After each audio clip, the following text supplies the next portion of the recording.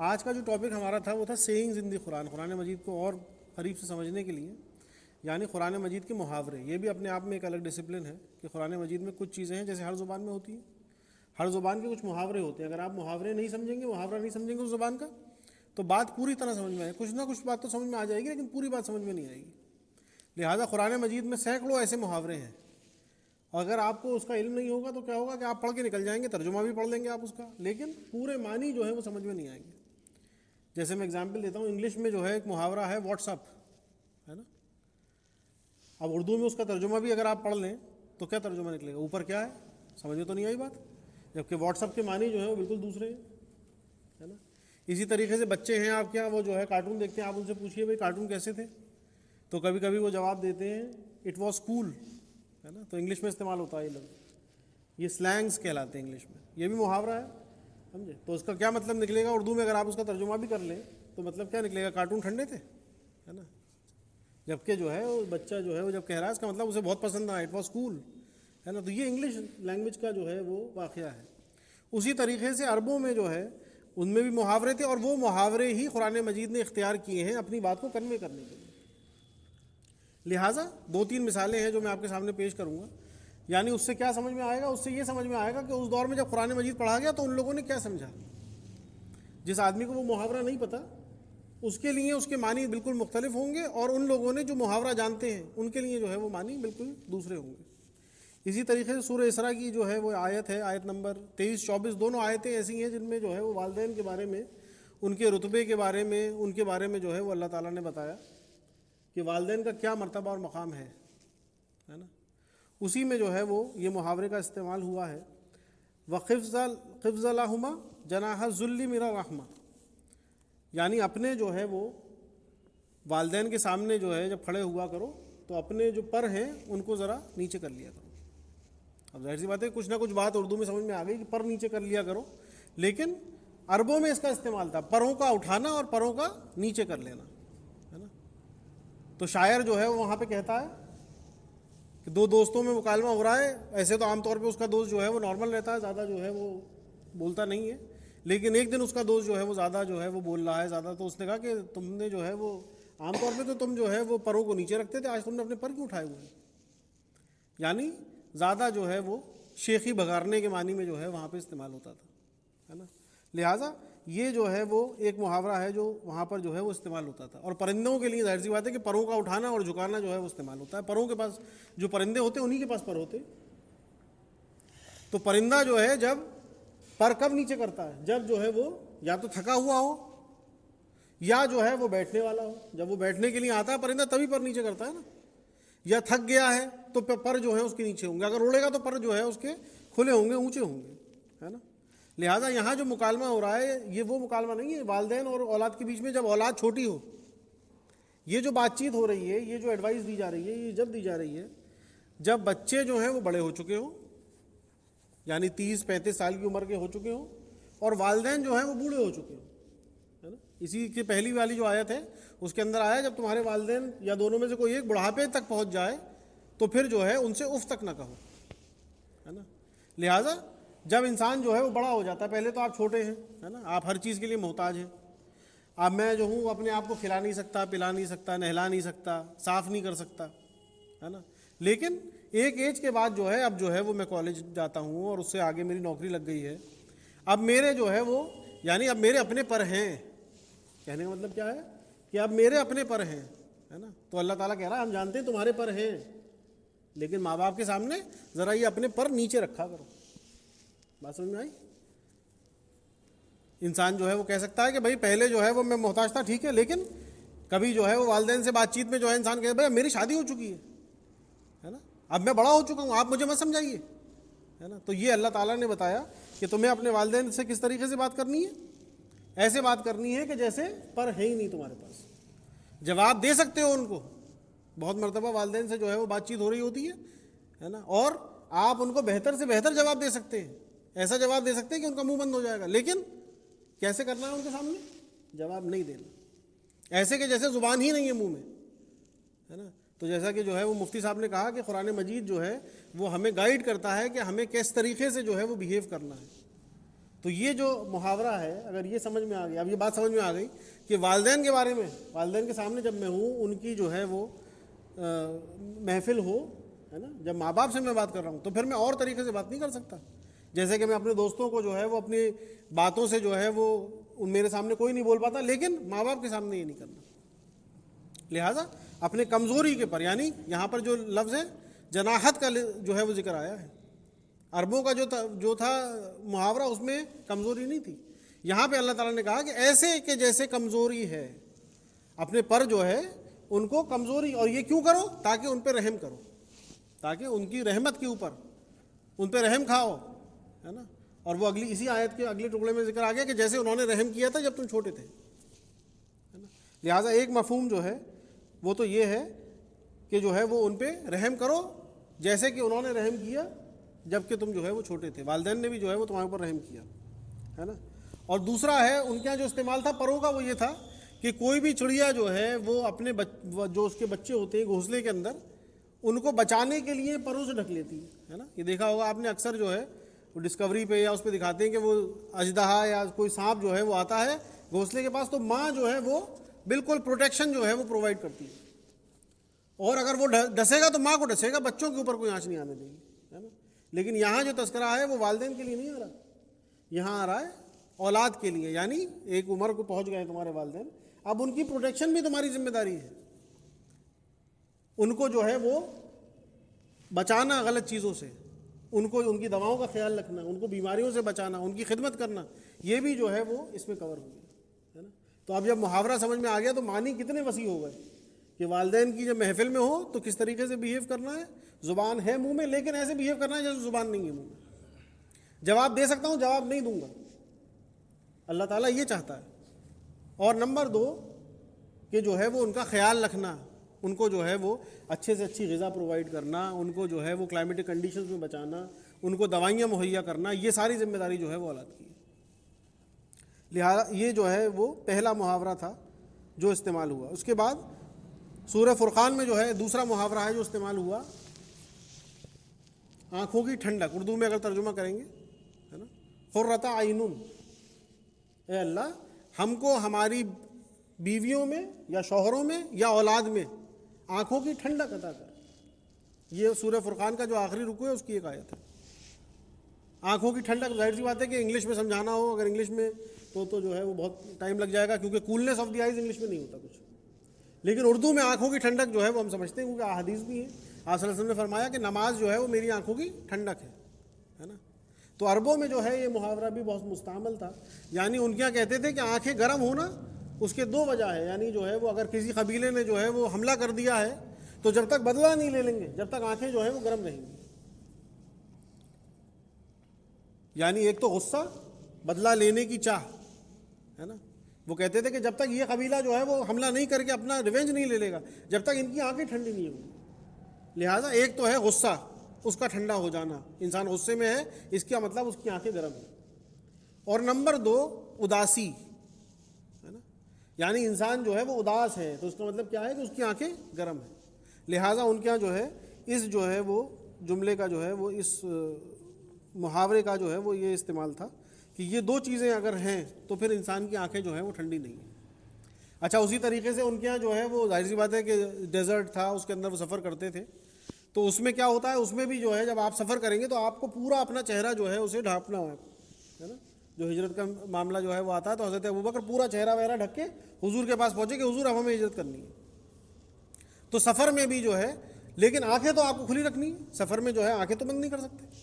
تو جب وہ سفر کرتے تھے اس میں تو جو ریت کے ذرے ہوتے تھے جب وہ ہوا چلتی تھی تو وہ آنکھوں کے اندر چھپتے تھے، تو وہ شخص جو ہے جب وہ کسی جو ہے وہ تنہائی میں یا کسی غار میں جا کے بیٹھتا تھا تب وہ کہتا تھا اب میری آنکھوں کو ٹھنڈک ملی، ہے نا۔ تو آنکھوں کی ٹھنڈک کیا ہے کہ طوفان میں جب آپ چل رہے ہیں تو اس سے بچے، تو پھر یہ ہے آنکھوں کی ٹھنڈک، ہے نا۔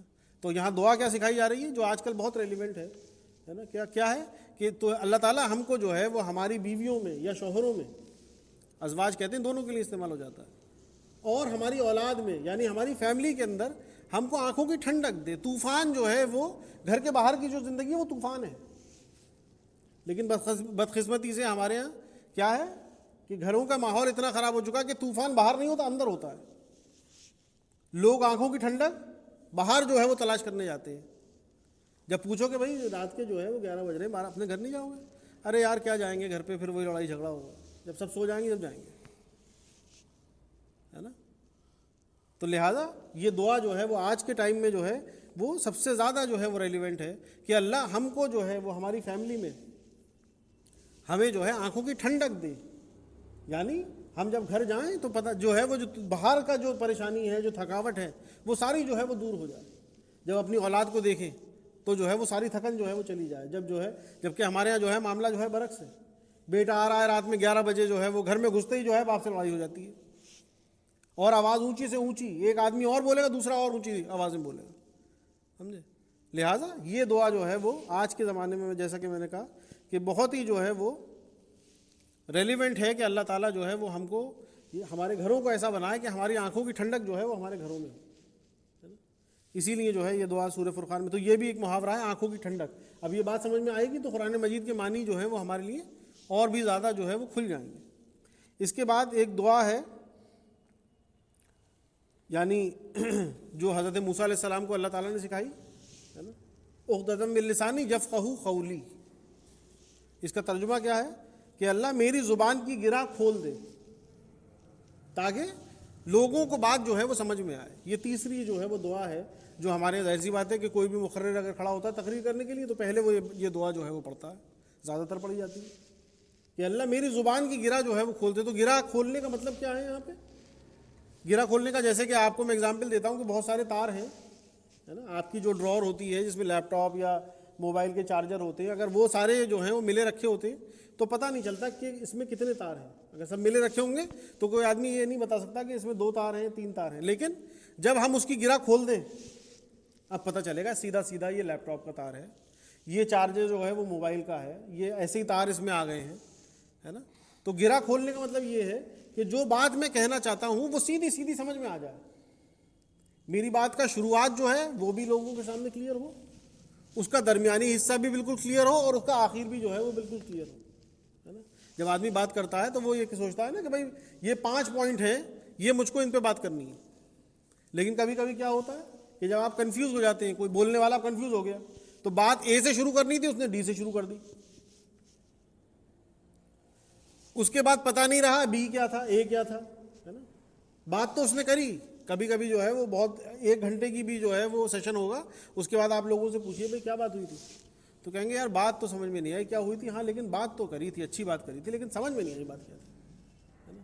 تو یہ ہے کہ اللہ میری زبان کی گرہ کھول دے اور یفقہوا قولی، جو کچھ میں بالکل کلیئر جو میں سمجھانا چاہتا ہوں پورا کا پورا اتر جائے ان کے ذہنوں کے اندر. اس میں 2 لفظ استعمال ہوتے ہیں عربی میں، یفہموا قولی یعنی انہیں کچھ تو پلے پڑ جائے، وہ نہیں استعمال کیا. یفقہوا قولی یعنی جو بات میں کہہ رہا ہوں پوری کی پوری بات جو ہے وہ ان کی جو ہے وہ سمجھ میں آئے، پوری بات جو میں سمجھانا چاہتا ہوں پوری جو ہے وہ اتر جائے، ہے نا.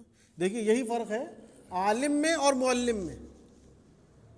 ہم لوگ جو ہے کیونکہ اسٹوڈنٹ بھی رہے ہیں تو سمجھتے ہیں کہ اگر ایک کوئی بہت کوالیفائڈ ٹیچر ہے، ضروری نہیں ہے کہ وہ بہت اچھا پڑھا بھی سکتا ہو.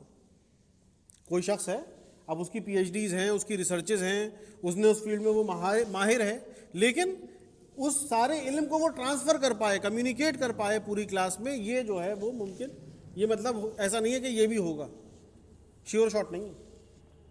اور کم پڑھا لکھا ٹیچر ہے لیکن اسے سمجھانا آتا ہے، وہ ایگزامپل سے سمجھاتا ہے، تو یہ جو ہے وہ اچھا ٹیچر ہو سکتا ہے نا. تو عالم جو ہے وہ ضروری نہیں ہے کہ اچھا معلم بھی ہو، ہے نا. اچھا معلم کب ہوگا؟ جب اس کا کمیونیکیشن اچھا ہوگا. بہت سارے ٹیچر ایسے ہیں جو بڑے کوالیفائڈ ہیں لیکن ان کے لیکچر کے شروع کے 5 منٹ جو ہے وہ اسٹوڈنٹ کوما میں چلے جاتے ہیں، انہیں پتہ ہی نہیں ہوتا بات کیا ہو رہی ہے، ساری بات اوپر سے جاتی ہے. وہ تو اپنی ٹرمینالوجی میں اسی میں بات کرتا ہے. لیکن اچھا جو معلم ہے وہ کیا ہے؟ جو لوگوں کی سطح پہ اتر کے ان کے ٹرمینالوجی میں ان سے بات کرے، ان کے الفاظوں میں ان سے بات کرے، تب بات جو ہے وہ زیادہ جو ہے وہ سمجھ میں آتی ہے. کیونکہ آبجیکٹو کیا ہے؟ یفقہوا قولی. آبجیکٹو کیا ہے؟ تاکہ لوگ سمجھ سکیں میری بات کو. مجھے اپنے علم کا جو ہے وہ شیخی نہیں بگارنی وہاں جا کے کہ میرے پاس اتنی کتابیں ہیں اور میں نے اس کتاب سے ریفر کیا ہے اور اس کتاب سے جو ہے بات لے کے آ رہا ہوں. نہیں، لوگ میری بات سمجھ جائیں، یہ ہے آبجیکٹو. تو موسیٰ علیہ السلام نے جو ہے وہ یہ دعا اللہ تعالیٰ نے ان کو سکھائی، تو انہوں نے جو ہے وہ کیا دعا کری کہ اللہ میرے زبان کی گرہ کھول دے اچھا اس کا لٹرل میننگ بھی ہے, زبان میں گرا یعنی ان کو جو ہے وہ لقنت تھی, بولنے میں وہ جو ہے ہکلا پن جو ہوتا ہے وہ تھا تھوڑا بہت. ایک تو انہوں نے اس کے لیے دعا کری ہے نا, اور دوسرا یہ کہ میری بات جو ہے وہ, پہلی بات یہ کہ انہوں نے دعا کیوں کری, انہیں فرعون کے پاس جانا تھا تقریر کر لیں. اب ظاہر سی بات ہے فرعون جو ہے وہ تو ایکسپرٹ پولیٹیشین ہے نا, وہ تو لقنت نہ بھی ہو زبان کے اندر تو ایسے ایسے جواب دے گا کہ وہیں پہ ڈھیر کر دے گا. ابھی جو بی جے پی کا جو ہے وہ یہاں کا ودھایک ہے اس کے سامنے میں بحث کرنے جاؤں تو ظاہر سی بات ہے مجھے معلوم ہے کہ وہ مجھے میرے ساتھ کیا کرے گا, کیونکہ ان کا تو صبح شام کا کام یہی ہے, اس کا تو بولنے کا ہی کام ہے. جو نیتا ہوتے ہیں بھائی ان کو تو تقریر ہے اور یہ ان کے لیے عام بات ہے. لہٰذا انہوں نے دعا کری کہ اللہ میں موسیٰ کے پاس, اس کے فرعون کے پاس جا رہا ہوں تو میری زبان کی گرہ جو ہے وہ کھول دے اور جو بات میں کہوں وہ لوگوں کی سمجھ میں آئے. تو یہ سورہ طٰہٰ میں جو ہے وہ دعا آئی ہے. سورہ شعراء میں جو ہے وہ پورا واقعہ جو ہے وہ اللہ تعالیٰ نے بیان کر دیا. وہ کیسے کیا, یعنی یہ پہنچے اس کے دربار میں, موسیٰ علیہ السلام پہنچے فرعون کے دربار میں, اور انہوں نے جو ہے ظاہر سی بات ہے کہ وہاں جب پہنچے تو پورا دربار جو ہے وہ لگا ہوا تھا. انہوں نے کہا کہ دیکھو بھائی ایسا ہے کہ میں جو ہوں, ہم اللہ کے رسول ہیں. حضرت موسیٰ اور حضرت ہارون دونوں کے دونوں جو ہیں وہ بھائی تھے, دونوں پہنچے, دونوں اللہ کے رسول تھے. انہوں نے کہا کہ ہم جو ہیں, انہوں نے دو باتیں کری. ہم نے کہا ہم اللہ کے رسول ہیں اور بنی اسرائیل کو جو ہے وہ جانے دو, انہیں چھوڑ دو ہمارے ساتھ, ہے نا.